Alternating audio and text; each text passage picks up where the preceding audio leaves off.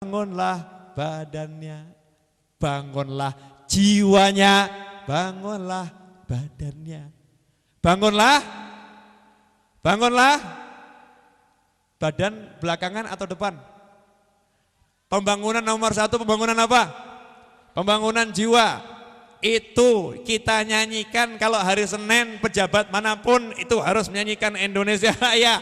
Iya, presiden itu pun juga harus ngerti Indonesia Raya. Pejabat negeri ini harus tahu Indonesia Raya. Cuman sayangnya pembangunan jiwa di negeri ini diletakkan nomor berapa? Teman-teman yang punya jabatan, cita-cita Naufal bin Muhammad Al-Idrus, cita-cita saya, cita-cita Bu, cita-cita orang boleh mimpi, ngapain gak boleh mimpi ya Bu ya? Siapa tahu nanti banyak orang yang seide dengan saya, punya semangat sama dengan saya. Di negeri ini pembangunan jiwa betul-betul dinomorsatukan. Sekarang ini pembangunan jiwa diletakkan nomor berapa? Coba lihat di sekolah-sekolah. Yang namanya pendidikan agama itu dapat jatah berapa jam? Berapa persen? Seharusnya pendidikan agama itu jamnya yang paling besar. Kemudian kita lihat juga universitas pendidikan agama di situ berapa persen? Pendidikan moral, pendidikan jiwa berapa persen di situ? Hasilnya apa? Kita lihat lulusan universitas dikasih gelar dengan moral yang pendidikannya 0. Kalau nggak cari sendiri pendidikannya 0. Hasilnya di negeri ini banyak orang pinter tapi nggak bermoral, nggak beragama. Hasilnya di negeri ini banyak pencuri yang menghancurkan negara. Memang benar kata para ulama, jangan serahkan ilmu kepada orang yang hatinya nggak benar, karena dengan ilmunya ia akan menghancurkan. Betul? Iya, ini yang ngomong bukan saya, yang ngomong siapa? Bangunlah, bangunlah. Nah itu. Mimpi saya Bu, mimpi saya. Mimpi, doakan jadi kenyataan ya Bu ya. Saya yakin doa Bapak Ibu itu terkabul. Mimpi saya, entah tahun berapa, presidennya hafal Al-Quran. Asik enggak? Kenapa? Jebolan pesantren. Ya, hafal Al-Quran. Wakil presidennya hafal Al-Quran. Menteri agamanya hafal Al-Quran. Iya. Kemudian Kapolrinya hafal Al-Quran. Masya Allah nih, kasatnya hafal Al-Quran. Luar biasa. Camat-camat, lurah, RT hafal Al-Quran. Semuanya hafal Al-Quran. Kira-kira kalau yang megang negeri ini orang-orang yang hafal Al-Quran, bangsa ini berkah enggak? Berkah. Tapi gimana kalau negeri ini mau hafal Al-Quran sedangkan pesantren dipandang sebelah mata? Pesantren dipandang sebelah mata. Mohon maaf ya, ini saya ngomong gini, jujur ini saya sampaikan di mana-mana karena saya pengen ada yang mau memperjuangkan dengan sebenar-benarnya. Seharusnya pesantren itu lulusan aliyah dari pesantren dapat gelar sarjana agama, minimal itu. Lulusan aliyah dari pesantren itu seharusnya dapat gelar sarjana agama. Kenapa? Pendidikan yang di pesantren, pendidikan agama dengan universitas Islam yang ada di Nusantara itu mutu dan kualitas yang ada di pesantren jauh lebih hebat. Tingkat keilmuannya jauh lebih tinggi. Kenapa enggak dikasih gelar? Betul enggak Bu? Mana umat Islam yang sekarang yuk bangkit perjuangkan ini?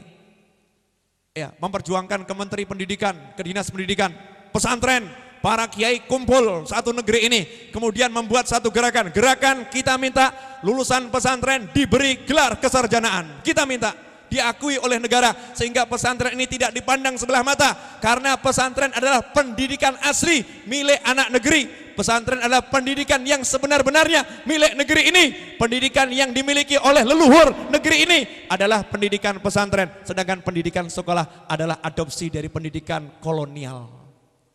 Betul? Sekolah itu kan adopsi dari pendidikan kolonial. Tapi pendidikan yang asli negeri ini, yang kita merdeka dengannya, yang para pejuang gugur dengannya, untuk memerdekakan 17 Agustus 45. Mereka adalah jebolan-jebolan pesantren, santri-santri pesantren. Mereka adalah orang-orang yang pakai sarung, orang-orang yang pakai kopiah. Mereka adalah orang-orang yang mengucapkan kalimat tahlil, tasbih, tahmid, sholawat. Mereka orang yang seperti itu. Kenapa sistem pendidikannya dinomorduakan dan dianggap dipandang sebelah mata? Ini yang saya omongkan benar atau salah? Kalau saya salah ngomong salah. Saya berharap NU berjuang, Pak. Ya, kalau belum ada yang ngusung, NU yang mengusung, Pak. Iya, siapa tahu dari NU yang ada di Purwokerto ini yang memperjuangkan untuk agar didengar oleh NU-NU yang lain. Sehingga kelihatan tuh hasil kerjanya NU tuh ada kelihatan. Kelihatan. Apa? Alhamdulillah NU berhasil. Berhasil apa? Menjadikan pesantren diterima sebagai lembaga pendidikan yang lulus di situ dapat gelar kesarjanaan. Kan asik. Gampang, kalau harus ada syarat, syaratnya harus ada ujian nasional, ikut ujian nasional, lulus tuh santri-santri itu. Ujian nasional untuk sarjana agama, Masya Allah mereka alfiyah hafal. Al-Quran mereka hafal, alfiyah mereka hafal, emeriti mereka hafal. Mayar muda itu ujian-ujian yang seperti itu. Dosennya yang ada di universitas suruh datang ke pesantren, lawan santri aliyah, saya yakin menang santrinya. Kalau orang tahu make a wish gitu kan. Wah, make a wish. Kalau saya punya keinginan yaitu lulusan pesantren dapat gelar kesarjanaan. Kan cantik Pak ya. Jadi anak-anak kita, orang-orang tua kita nggak takut nyekolahkannya anaknya ke pesantren gitu loh. Nggak takut, kenapa? Anak saya sarjana. Kenapa kita mesti ikut sistem pendidikan yang bukan asli dari negeri ini dan melupakan pendidikan yang asli dari negeri ini? Saya tertarik dengan satu sekolah di Solo. Masya Allah, cakep tuh sekolah. Bukan sekolah negeri, sekolah umum, tapi bukan sekolah yang sifatnya basisnya di Islam, sekolah umum. Setiap kali masuk kelas pagi hari, kelas 1 SMA, 2 SMA, 3 SMA, di situ dibuat program. Yang kelas 1 itu harus baca Al-Quran dari juz 1 sampai 10. Yang kelas 2, juz 11 sampai 20. Yang kelas 3, juz 21 sampai 30. Setiap kali masuk kelas, pelajaran tidak akan dimulai sebelum mengaji Al-Quran bersama-sama satu ain. Satu ain bersama-sama. Sehingga nanti dalam 1 tahun itu khatam 10 juz. Sehingga setiap anak yang sekolah di situ minimal yang sekolah di situ lulus sudah pernah membaca Al-Quran 30 juz dengan baik dan benar. Cantik enggak itu? Cantik. Baru kita aja dengernya kita udah seneng ya. Kita dengernya udah seneng. Kenapa yang begini-begini kok enggak dimasukkan dalam sistem pendidikan nasional? Takutnya apa toh kehilangan jam matematik? Takutnya apa toh kehilangan jam biologi? Orang barat itu enggak belajar selama kita, mereka belajar cuma sebentar.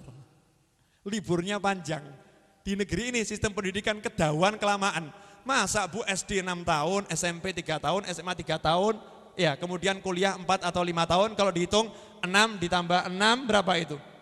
12 ditambah 4 atau 5, 16 atau 17 ya. Kemudian TK-nya 1 tahun, 18 tahun. 18 tahun cuma untuk dapat gelar SA, SH, IR dan lain sebagainya. Kalau misalkan kita berpikir bagaimana anak-anak kita itu umur 17 tahun udah dapat gelar kesarjanaan, kemudian mereka dalam usia masih muda udah mampu bekerja dengan baik, mampu mengabdi kepada masyarakat. Bukan dalam usianya mereka itu, maaf ya, usia 17 tahun diterbuang dalam pendidikan yang sifatnya formal seperti itu, buat saya sia-sia. Buat saya sia-sia. Kenapa? Mestinya umur 6 tahun itu masuk 1 SD, di SD-nya bisa jadi anggap saja jangan dibuat 6 tahun kelamaan. SD cukup 4 tahun, SMP 2 tahun, SMA 2 tahun, 8 tahun, pos-TK 1 tahun, 9 tahun.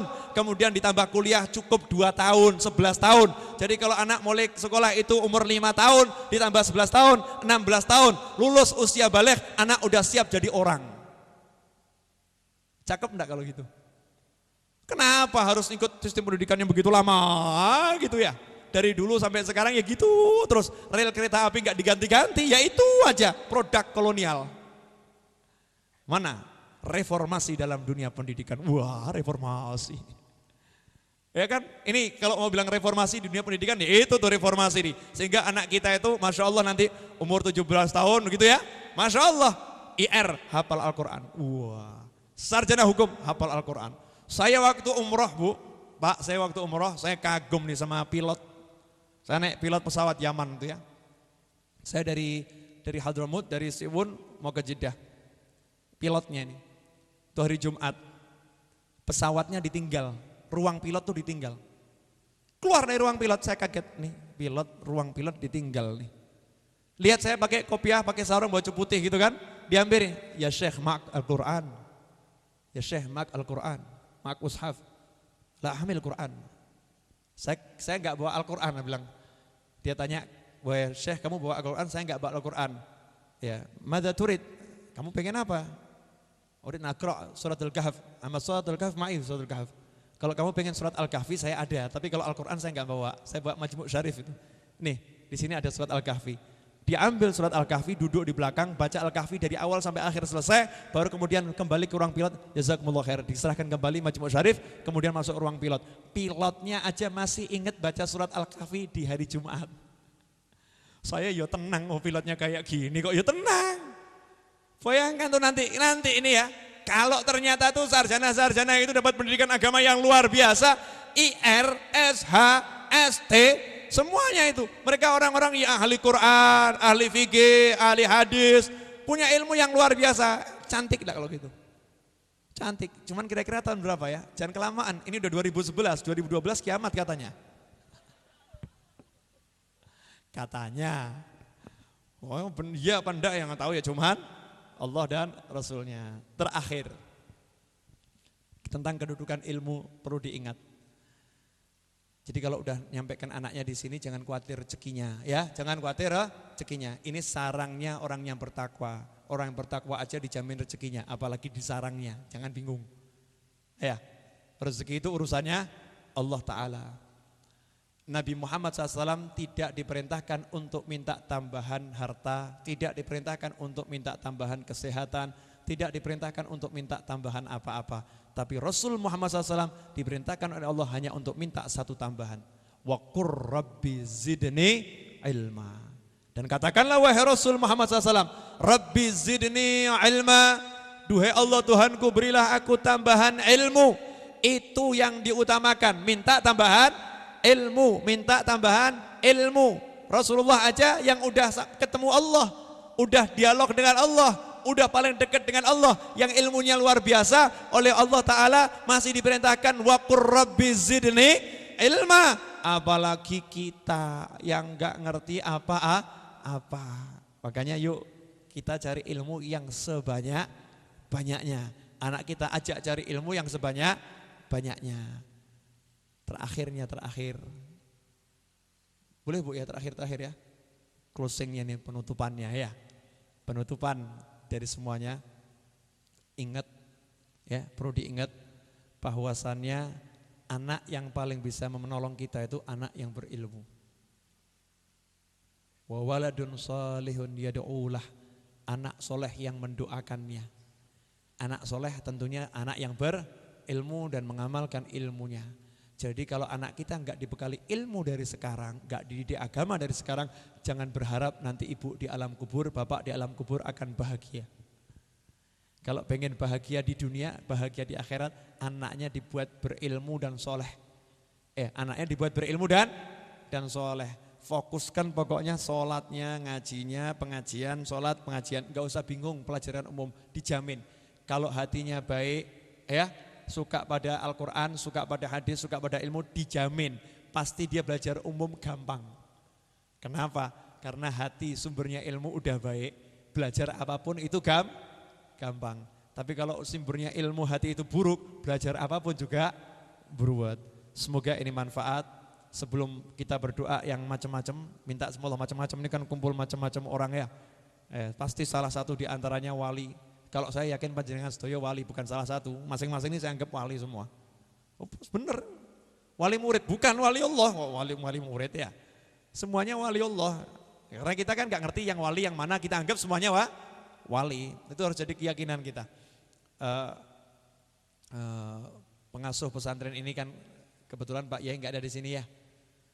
Ibu beliau sedang sakit. Ibunya namanya Siti Khadijah. Sedang sakit, sedang dirawat. Mari kita bacakan surat Al-Fatihah 1 kali. Kemudian salamun qaulam mir rabbir rahim sebanyak 7 kali bersama-sama dengan niat semoga dengan pembacaan surat Al-Fatihah dan ayat salamun qaulam mir rabbir rahim, beliau yang sedang sakit yaitu Siti Khadijah diberi kesembuhan oleh Allah Ta'ala. Begitu pula semua yang sakit di antara kita semoga diberi kesembuhan dan kesehatan, dan semoga Allah memanjangkan usia kita semua dalam kebaikan. Ala hadiniyah wa ala kulliyatin salihatin jami'atin nafi'ah wa ala manahibin ali wa ila hadratin Nabi SAW. Al-Fatihah. A'udhu billahi minasyaitanir rajim. Bismillahirrahmanirrahim. Alhamdulillahi rabbil alamin. Ar-Rahmanir Rahim. Maliki yaumiddin. Iyyaka na'budu wa iyyaka nasta'in. Ihdinas siratal mustaqim. Siratal ladzina an'amta 'alaihim ghairil maghdubi 'alaihim waladdallin. Amin. Salamun qaulan mir rabbir rahim. Salamun qaulan mir rabbir rahim. Salamun qaulan mir rabbir rahim. Salamun qaulan mir rabbir rahim. Salamun qaulan mir rabbir rahim. Salamun qaulan mir rabbir rahim. Salamun qaulan mir rabbir rahim. Bismillahirrahmanirrahim. Alhamdulillahi rabbil alamin. Allahumma salli wa sallim ala sayyidina Muhammadin wa ala alihi wa ashabihi ajma'in. Allahumma ya rabbakul Allahumma salli wa sallim ala sayyidina Muhammadin tibbil qulubi wa dawaiha وعافية الأبدان وشفائها ونور الأبصار وضيائها وقوت الأرواح وغذائها وعلى آله وصحبه. اللهم يا رب كل شيء بقدرتك على كل شيء اغفر لنا كل شيء ولا تسألنا عن شيء ولا تحاسبنا في كل شيء واعطنا كل شيء. اللهم اغفر لنا ولوالدينا. اللهم اغفر لنا ولوالدينا وارحمهما كما ربيانا صغارا وارحمهما كما ربيانا صغارا. ربنا هب لنا من أزواجنا وذريتنا قرة أعين واجعلنا للمتقين إماما واجعلنا للمتقين إماما. ربنا هب لنا من الصالحين. ربنا هب لنا من الصالحين. ربنا هب لنا من الصالحين. اللهم ارزقنا ذرية طيبة. اللهم ارزقنا ذرية طيبة برحمتك يا أرحم الراحمين. يا أرحم الراحمين. يا أرحم الراحمين. يا الله. يا الله, Engkau maha pengasih. Ya Allah, Engkau maha penyayang. Ya Allah, Engkau maha lembut. Ya Allah, Engkau maha mengerti. Ya Allah, Engkau maha memahami. Ya Allah, Engkau maha pengampun. Ya Allah, ampunilah dosa-dosa kami. Ampunilah dosa-dosa kami ya Allah. Ampunilah dosa-dosa kami ya Allah. Ampunilah dosa-dosa kami ya Allah. Ampunilah dosa-dosa kami ya Allah. Ampunilah dosa-dosa kami ya Allah. Ampunilah dosa-dosa kami ya Allah. Ampunilah dosa-dosa kami ya Allah. Ampunilah dosa-dosa kami ya Allah. Ampunilah dosa-dosa kami ya Allah. Ya Allah, selamatkan kami dari neraka. Selamatkan kami dari neraka. Selamatkan kami dari neraka. Selamatkan kami dari kubur. Selamatkan kami dari siksa kubur ya Allah. Ya Rabbi ya Karimu ya Wahhabu ya Mu'ti ya Arhamar Rahimin ya Allah. Ya Arhamar Rahimin ya Allah. Ya Rabbi, ampuni kedua orang tua kami. Sayangi kedua orang tua kami. Maafkan ibu bapak kami. Ya Allah, bahagiakan ibu bapak kami. Bahagiakan ayah bunda kami. Merekalah pejuang-pejuang sejati yang membesarkan kami dengan cinta, membesarkan kami dengan tulus. Ya Allah, ampuni kedua orang tua kami. Sayangi kedua orang tua kami. Ya Allah, maafkanlah kesalahan kami kepada